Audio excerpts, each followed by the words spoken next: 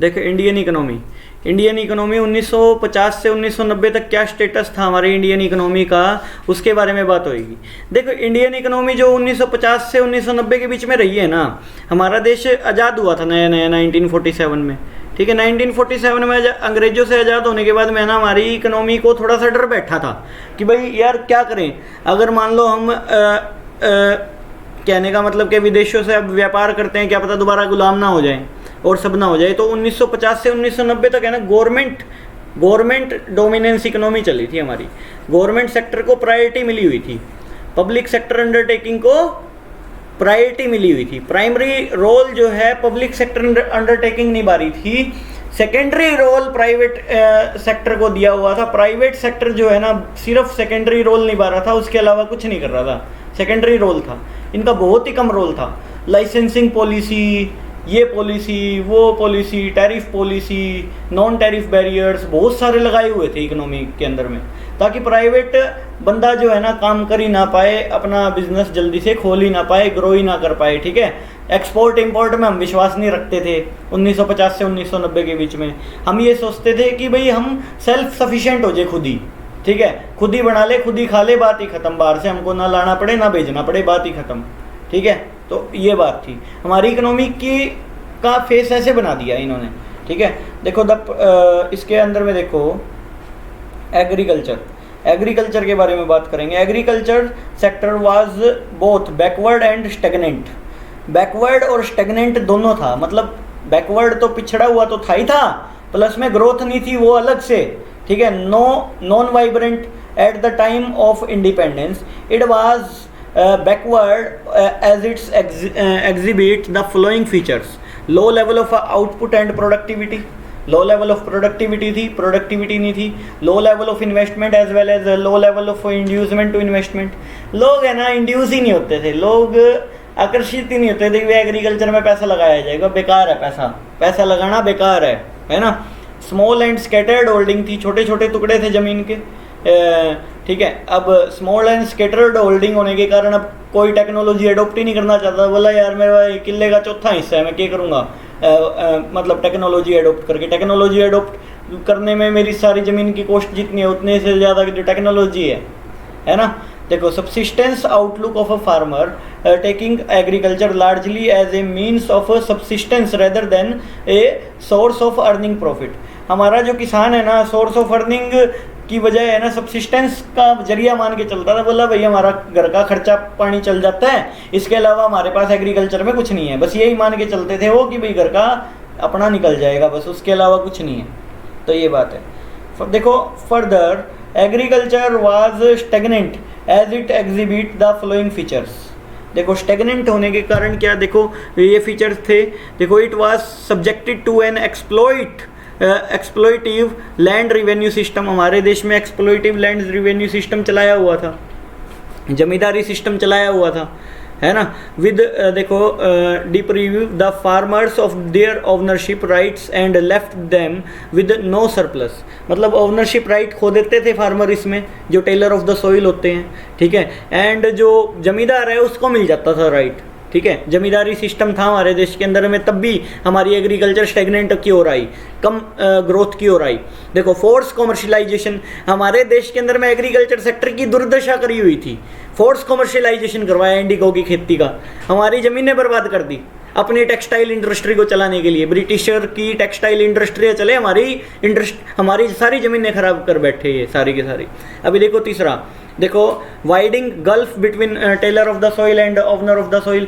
Taylor of the soil zamindar और किसान के बीच में लड़ाई चलती रहती थी, गल्फ चलता रहता था, जो कि अंग्रेज करवाते थे, है ना।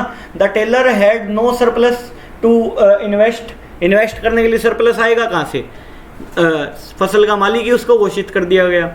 And the owner waste their surplus its conspicuous consumption, अपने लिए कंजप्शन करने के लिए जो जमींदार है पैसे खर्च करता था खुद के लिए, लैंड डेवलपमेंट के बारे में सोचता ही नहीं था। इसीलिए भी हमारी इकोनॉमी स्टेगनेंट की ओर आई, हमारी इकोनॉमी लो ग्रोथ की ओर आई। एग्रीकल्चर जो सेक्टर है वो पिछड़ गया इकोनॉमी के अंदर में। कुछ एक कारण थे, ये कारण थे, इस वजह से हमारा जो इकोनॉमी का एग्रीकल्चर सेक्टर है वो ख़त्म हो गया, ठीक है। एग्रीकल्चर सेक्टर ही हमारे देश में प्रधान था, कृषि प्रधान देश था ये, तो फिर भी पिछड़ा हुआ कृषि के अंदर में, क्योंकि कुछ एक ये पॉइंट थे जिसकी वजह से पिछड़ा। लैंड रिफॉर्म्स, देखो हमारे देश के अंदर में लैंड रिफॉर्म्स आए। हमारे देश के अंदर में लैंड रिफॉर्म्स क्या है? एबोलिशमेंट ऑफ इंटरमीडियरीज को अबोलिश किया गया, हटाया गया मार्केट से, ठीक है। अबोलिशमेंट ऑफ इंटरमीडियरीज, देखो intermediaries between the state and the actual tiller of the soil, popularly known as zamindari system, abolish किया गया, जमींदारी सिस्टम को एबोलिश कर दिया। अब किसान जो है, जो उगाएगा फसल को, वही उसका मालिक होगा। गवर्नमेंट ने सीधा सीधा ऐलान कर दिया, जो किसान खेती करेगा उसी की फसल होएगी, जमींदार की फसल नहीं होएगी। जमींदार को सिर्फ किराया मिलेगा, दैट्स इट, और वो भी क्रॉप का 1/3 मिलेगा, उससे ज़्यादा वो भी नहीं ले सकता वो, ठीक है। उसके अलावा किसान को कोई तंग नहीं कर सकता, सीधी सी बात ये है। Ownership right were given to those who actually cultivated और टेलर ऑफ द सोइल, मतलब ओनर कौन होएगा? जो टेलर ऑफ द सोइल है वो होएगा। The government intended to achieve 2 objective, stop exploitation of cultivator by the zamindar, जो जमींदार एक्सप्लॉइट करते थे ना किसानों को, वो रुक जाएगा, इससे ये रुक गया। अच्छा, give incentive to cultivator, incentive दिए गए, सब्सिडीज दी गई, है ना। Make improvement on the land as its owner, मतलब कहने का क्या है, सब्सिडीज वगैरह दी गई और सारी चीज़ें दी गई ताकि अपनी ज़मीन की डेवलपमेंट कर सके किसान। देखो देखो abolition of intermediaries meant that some 200 lakh tenants got ownership right, and then they came into the direct contact with the government for the payment of land revenue। भाई डायरेक्ट गवर्नमेंट के उसके अंदर में आई है ना, direct payment of land revenue के लिए। अब इसके बाद में देखो क्या, ceiling limit, ceiling on land holding, ceiling limit बना दी गई कि एक जमींदार के पास इससे ज़्यादा ज़मीन नहीं हो सकती। Maximum size of land holding इतनी हो सकती है पर फैमिली, एक लिमिट बना दी। तो ये भी बहुत अच्छा किया ताकि जो लैंडलेस फार्मर हैं उनको ज़मीन मिल पाए, है ना। तो ये वाला पॉइंट भी उठाया गया हमारे देश के अंदर में। 1950 से 1990 के बीच में करा ये काम सारा। अच्छा, कंसोलिडेशन ऑफ होल्डिंग, जो हमारे देश के अंदर में छोटे छोटे टुकड़े थे ना ज़मीनों के, उनको जोड़ के कंसोलिडेट कर दिया, एक बना दिया और छोटे छोटे पार्ट अलॉट कर दिए किसानों को, सही है।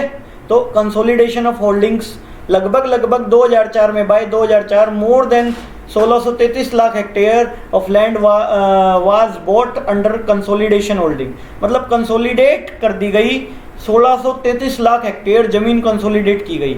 देखो रेगुलेशन ऑफ रेंट, रेंट की रेगुलेशन बनाई गई हमारे देश के अंदर में।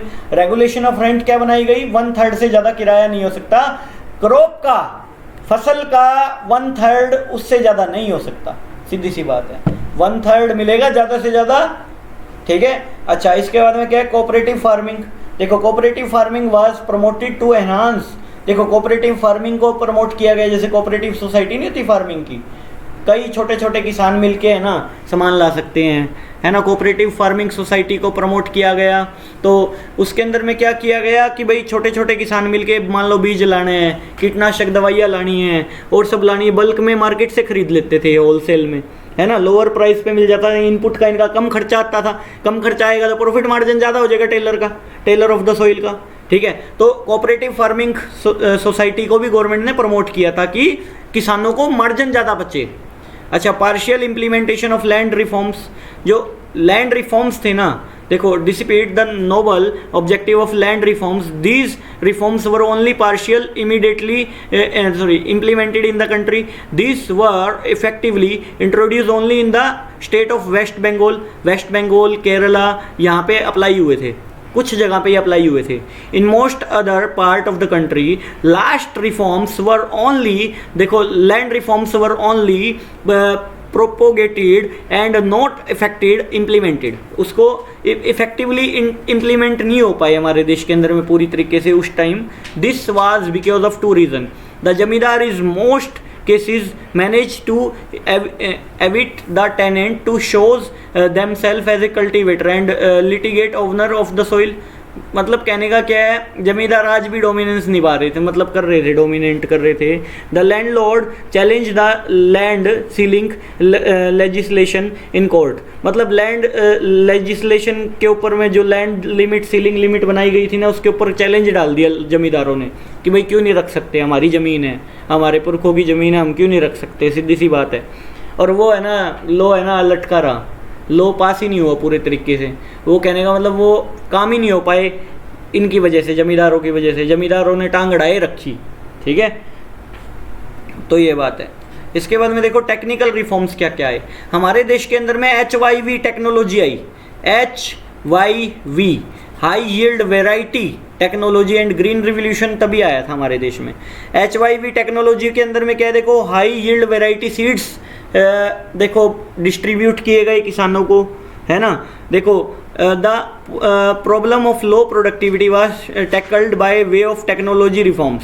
These reforms evolved around HYV high yield variety seeds, use of HYV seeds along with chemical fertiliser. जो HYV सीड्स होते थे ना, वो केमिकल फर्टिलाइज़र के साथ ही यूज़ करना संभव था उनको, ठीक है। सूखे बीज डाल देंगे उससे कुछ नहीं होना था, ठीक है। केमिकल फर्टिलाइज़र चाहिए ही चाहिए थे उनके साथ में, ठीक है। इन पेस्टिसाइड्स वगैरह भी चाहिए थे, इंसेक्टिसाइड जो कीड़ों को मारने के काम आते हैं, एंड पेस्टिसाइड्स भी चाहिए थे। लीड टू देखो substantial rise in the level of agriculture output. Level of agriculture output बढ़ाने के लिए अपने को ये सभी चीज़ें चाहिए थी। The rise in output was so significant that it was called green revolution in the Indian economy on the agriculture sector. The term green refers to crop, green का मतलब क्रॉप है, and revolution refers to support significance rise, मतलब कहने का significance rise हुआ। Together this terms implies a support in crop production in देखो it started happening in India in year 1967-1968, ठीक है। In the year 1967-1968 it self food grain production increase by nearly 25%, 25% food grain में growth हुई हमारे देश के अंदर में। इसके बाद में क्या है, India become self sufficient in production of food grain. Self sufficient हो गया, हमको बाहर से नहीं मंगवाना पड़ा, हम फूड ग्रेन में सेल्फ सफिशिएंट हो गए, खुद बना सकते थे अभी, ठीक है। फूड साइकिल हम खुद चला पा रहे थे अभी, जो विकस साइकिल थी उसको तोड़ा गया, broke the vicious cycle of the agriculture stagnant, है ना, स्टेगनाइजेशन, ठीक है। इसके बाद में क्या है, element of HYV technology. Element क्या है, HYV टेक्नोलॉजी किस किस चीज़ों को मिलके बना है। HYV technology include 4 principal elements.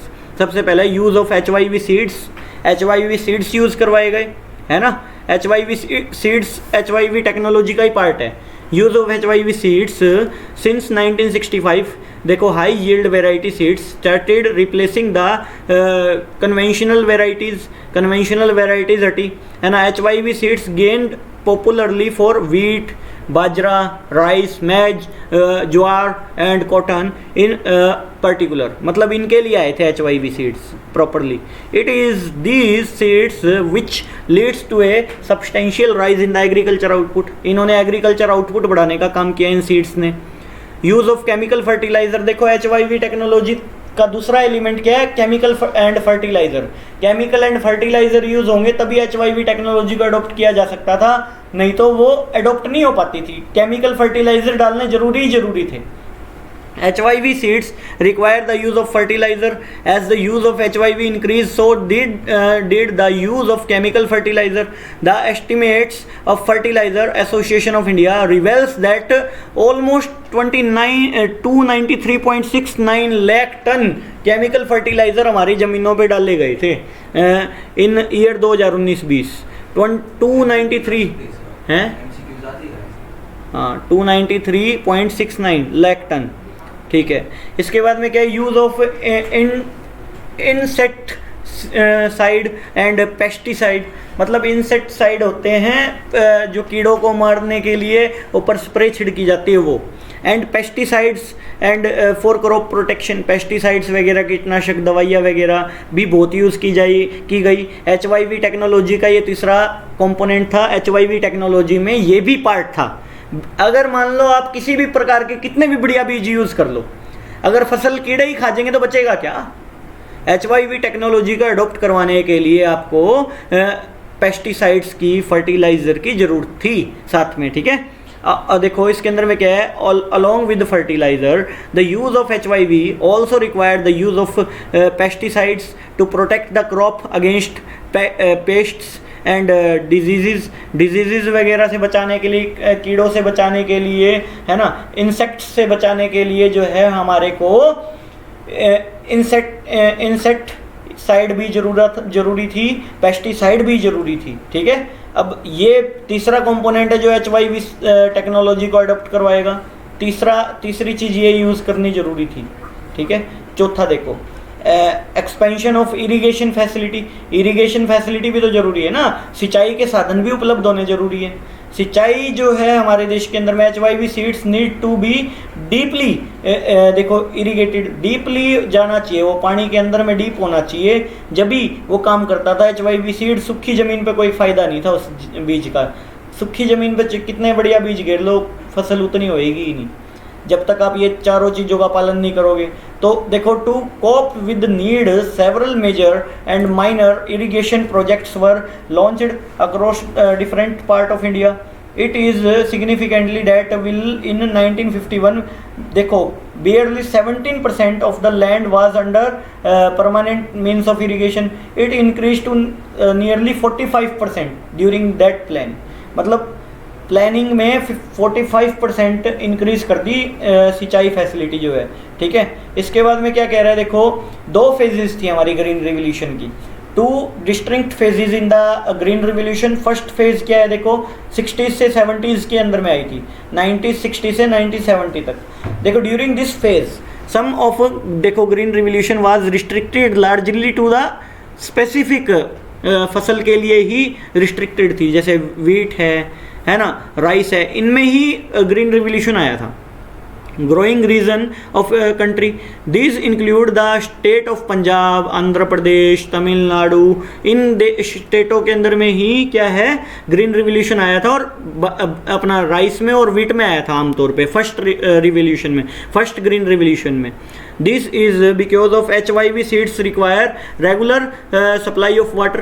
Regular supply of water की रिक्वायरमेंट होती थी, है ना। In addition to the use of fertilizer and pesticide in the correct proportion. Correct proportion में फर्टिलाइजर एंड पेस्टिसाइड वगैरह की भी जरूरत होती थी। In the first phase only the farmer who had financial resource to purchase the inputs were able to reap the benefits of these. Therefore the revolution was restricted to affluent area of the country. मतलब जो रईसी इलाके हैं ना, पंजाब है, हरियाणा है, जो मतलब रईसी इलाके हैं फसलों के मामले में, पानी की मात्रा अच्छी है वहाँ पे, है ना, रिसोर्सेज अच्छे हैं, ज़मीनें अच्छी हैं, तो वहाँ पे आई थी पहले रिवोल्यूशन हमारे देश में। आंध्र प्रदेश है जैसे, तमिलनाडु है जैसे, ठीक है। और देखो 1970 से 1980 तक लगभग सभी फसलों में, दालें होगी, है ना, पल्सेस बोल दो, वेजिटेबल्स होगी, है ना, वीट में तो आएगी थी वैसे, है ना, राइस में, बाजरा में, मेज में, बहुत सारी चीज़ें हैं जिनमें रिवोल्यूशन आ चुका था हमारे देश में। During the 1970 to 1980 this phase impact of green revolution becomes widespread, covering most areas of the countries and large number of crop, बहुत सारी crop cover की गई। इसके बाद में देखो during second phase the government provides loans to small farmers। small farmer को loan provide करने शुरू किए, जो ये टेक्नोलॉजी अडोप्ट नहीं कर पा रहे थे उनको अडोप्ट करवाई, ठीक है, at a very low interest rate and subsidiaries fertiliser and pesticides making the modern input देखो assemble to the small farmers. As a result green revolution covers the small land holder as well. Small land holder को भी cover किया गया इसके अंदर में। Thus it was ओवनिंग to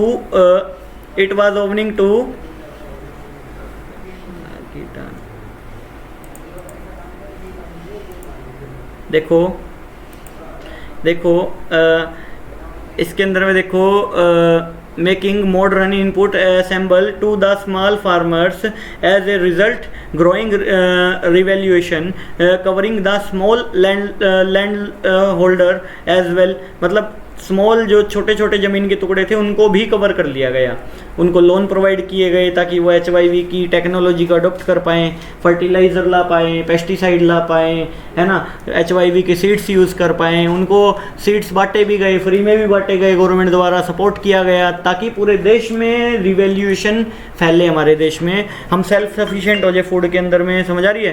तो ये बात है। इसके बाद में देखो